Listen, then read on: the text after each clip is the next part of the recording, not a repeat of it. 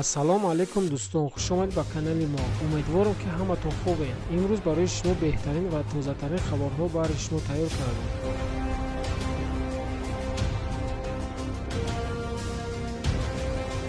хенри Сехудо, паҳлавони амрикоӣ, қаҳрамони олимпӣ, дорандаи медали ҷоми ҷаҳон, секарата қаҳрамони бозиҳои амрикои панҷрӯд ва қаблан чемпиони UFC дар ду вазн. Сехудо таҳти роҳбарии Рафаэл Кордиаро ва Майк Тайсон тренинг гузаронд.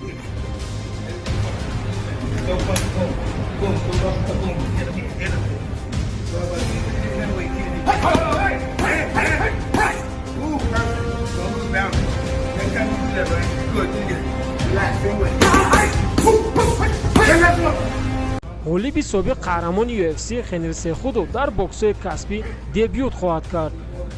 من با کاردیار افسانه‌ای در زیر چشم موشزنی به همتا مایکل تایسون مشق میکنم. نوشته سخودو در اینستاگرام خود.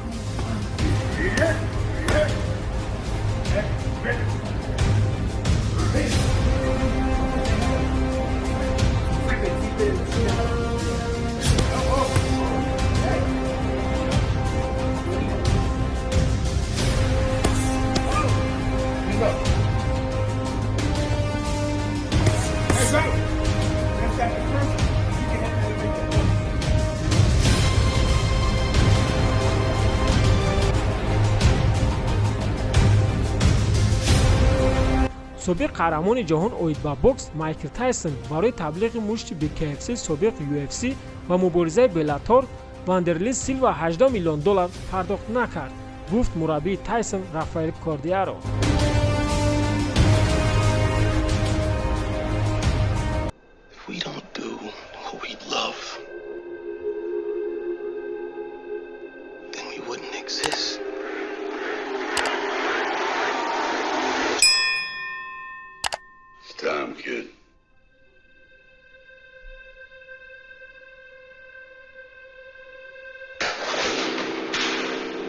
ورزشگر UFC وزنبردار روس الکساندر والکوف میتواند در فیلم گریندر که سال 2018 برآورده شده است رول پسر ایوان دراگو را بازی کند. این را مربی الکساندر والکوف تراس گیاشکو اعلام کرد. ساشا تجربه طولانی در ثبت فیلم داشت که در آنجا مبارزه نقش را بازیده است. وقتی که آغاز قسم گریندر به نوا گرفته شد با پیشنهاد هالیوود او نقش پسر ایوان دراگو را سنجید، گفت گیاشکو.